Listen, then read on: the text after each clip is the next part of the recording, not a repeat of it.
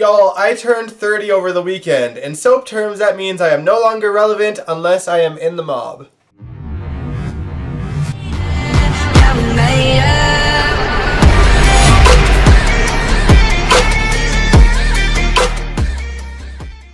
Welcome to General Hospital MV, my GH After show. I'm gonna jump right in with my favorite part of the week, Olivia and Robert. Man, I cannot tell you guys enough how much I love their friendship. Olivia and Robert arrived in Geneva this week to see Dante, and Olivia was singing Robert's praises when one of the workers at the WSB facility gave them, well, not really much of a problem, but I still lived for it. Sadly, Dante's doctor left it up to Dante on whether or not he wanted to see Olivia or not, and he chose not to. But what we gained from that was a really, really emotional and powerful moment between Dante and Olivia. The performance from Lisa Locicero and Dominic Zamprogna was absolutely stellar, and I loved that split screen special effect that they did in that scene. It made for a very powerful moment. Now, as you guys might remember, Olivia made a pact with Robert that she would attend Holly's memorial with him. Despite her heartbreak, she followed through with that promise. And when they were over there, we got some amazing flashbacks of Robert and Holly.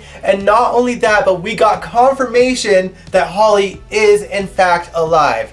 Not that this surprises me, but I was actually really surprised to actually hear Emma Sam's voice on that phone. I'm sure she recorded it from Ireland where she is. I don't think we're going to see her anytime soon, but at least we got confirmation that she's alive. And on top of that, we heard her mention the name Pete. So I think Peter's downfall might be on its way. Here's hoping anyway. But yeah, I don't think we'll see Emma Sam's, but I do know that we're probably going to see a familiar face because Robert tracked the call to Monte Carlo, and I'm not going to spoil it for you guys in case you don't read spoilers, but someone connected to Holly will be coming back soon. Wait and see. Don't mention it in the comments. Keep it hush-hush, guys. Now, since I brought up Peter, I should mention that Spinelli did show Jason the footage of Peter incriminating himself, but Jason thinks that that is not concrete enough evidence. You know what? 10 years ago, you would have thought it was concrete enough and you would have taken him down. I used to hate that Jason managed to solve things so quickly and solved every problem, but man, I really miss how fast storylines went because of that back then. It is taking forever for Jason to do anything nowadays. And that is just not the classic Jason Morgan style. I might have not liked him being the hero of every storyline back in the Gouza days, but damn did things go much faster. Ugh, it's horrible. I need Peter to pay now. I need Cyrus to go down now. This is ridiculous. Now, before I get into all the havoc that Cyrus is bringing throughout Port Charles, I should mention that Sam actually apologized to Brando for accusing him of tampering with Jason's car. I'm still kind of uncomfortable with them sharing scenes because it seems that they're getting chummy now, and I wouldn't put it past these writers to throw yet another wrench in keeping J-Sam together. It's just I don't trust them. I don't trust y'all. I hope I'm wrong, but I don't trust y'all. Alright, now let's get into Cyrus. So like I said, he's wreaking havoc throughout Port Charles, but especially in the hospital. Not only did he fire Monica and Bobby, but he bumped Epiphany off of head nurse duty and put her into an administrative job and bumped Elizabeth down to 2 shifts a week. And on top of that, he made Britt Westbourne the chief of staff of the hospital. Okay, I'm not gonna lie, I'm actually excited that Britt is back, but this is crazy. I don't think that Britt would willingly work with a drug lord. I know that she is not the shiniest, squeakiest, cleanest doctor on the show, but I do think that she has some morals, and I mean, I don't think that she believes that he is an innocent man and, free of all of his crimes and he didn't actually commit any of that, because look at her mother. She didn't even believe her mother didn't do her last crime, so why is she just so willing to think that he is a squeaky clean gentleman that has been exonerated of crimes that he probably didn't commit? Speaking of which, I can't imagine how frustrating it was for Jordan to have to sit there and watch Cyrus lie to her face over and over and over, knowing that he's lying, and she's just like, you're not gonna pal up to anything. I don't have a wire. I'm stuck working with you and you're not gonna be honest with me. Cyrus is covering his bases. But anyway, Jordan went over there to accuse him of murdering Dr. Neil Byrne, and he actually didn't seem to know what was going on. He actually called somebody to be like, hey, find out if Dr. Neil Byrne died from our drugs. So I don't think that he murdered him. I think that maybe, hopefully, something more sinister is going on, because I really don't believe that Neil would just do drugs in Alexis's bed. Like, even though there was a chance that maybe he did do it and didn't know that he would overdose, I just don't see Neil being an undercover drug addict. I just don't see it. I really hope that there is something sinister going on. To see Alexis and Julian find that syringe under the bed and Alexis's heart just breaking, oh, this is bad. Like, I wouldn't even blame Alexis for going back to the bottle, because this sucks. Like, this is a horrible mess that she's found herself in. I mean, the man that she finally wanted to be with just dies in her bed, and it turns out he was a secret drug addict. I don't want to believe it. Poor Alexis. Now, even though Julian was there for a bit to help Alexis, he still has his own problems to contend with, mainly the whereabouts of the documents that prove that he was involved in keeping Wiley away from Michael, and also involved in Brad and Lucas's accident. He sneaks into Martin's suite and tries to find the documents, but to no avail. Martin and Valentine got back there before he managed to find it, and Ava helped him get away, but, you know, Julian's still in the predicament that he's in. Now, since I mentioned Valentine, I have to mention my second most favorite scenes of this week.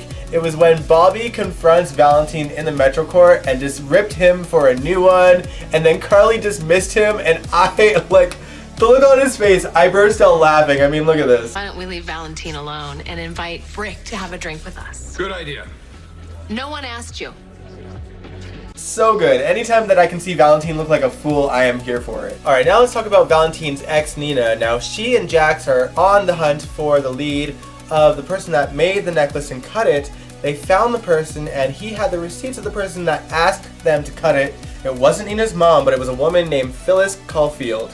And this might just be wishful thinking on my part, but I really hope and believe, I'm kind of believing, I think since we don't know Harmony's first real name, that it maybe was Phyllis, and Phyllis might be Willow's adoptive mom, and Willow might be Nina's daughter. I so don't want Nina's daughter to be Nell. I want there to be some kind of explanation for that, so I am putting out all my hope that Willow is in fact Nina's daughter, and this is a good way to do it. So if y'all want to change your minds about, you know, Nina being Nell's mom, this is a good way to do it. It is right there for you. You've presented it to yourselves.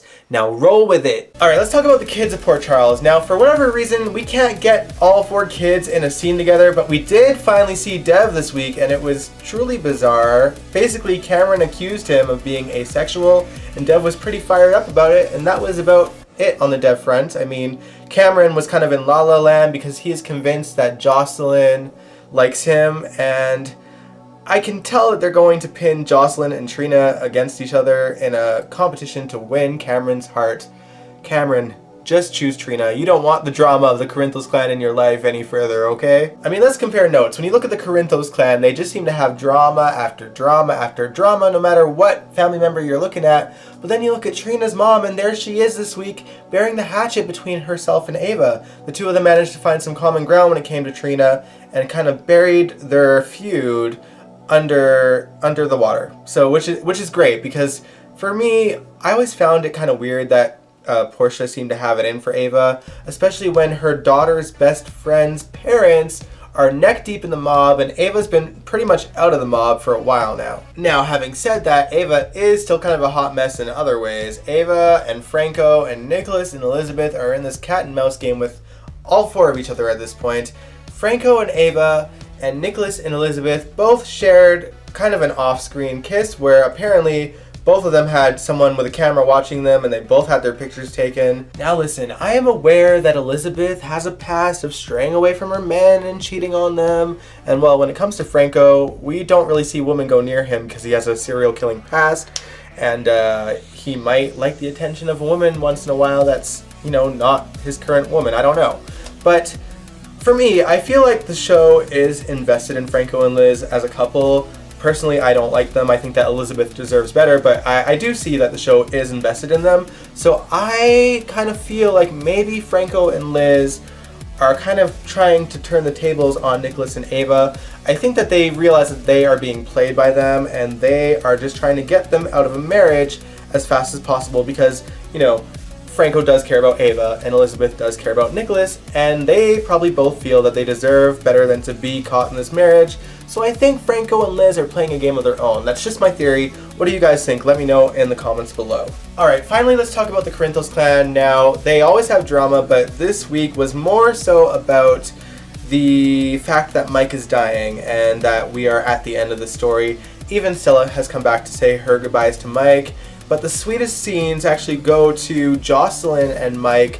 Jocelyn was kind of having, you know, a sad moment of wondering what things could have been like if Mike was still around for her future. She imagined him being there for homecoming and being there for her graduation day and her wedding, and when she got pregnant. We got all these like flash forward scenes of them that I thought were really sweet. The only thing that I didn't really like about it is that the last couple of years that Mike has been on, Jocelyn and Mike really haven't shared that many scenes together, so I think it would have hit harder if they did, but really I can only recall like 2 or 3 times where they actually interacted during this Alzheimer's storyline, so I don't know, it's hit and miss. I like where the scene was going, it would have hit harder if we actually seen Jocelyn and Mike together more often is what I'm saying. But anyway, that's it when it comes to GH. What did you guys think? Let me know in the comments below. Before I let you go though, I'd like to remind you that I will be reacting to more classic episodes of GH at the end of this month, so let me know what scenes you guys want to see down the road. And if you like this video, give it a big old thumbs up, subscribe if you want to, and I'll catch you guys next time. Peace out. Let me hold it down. Let me hold it down. Let me be your ground.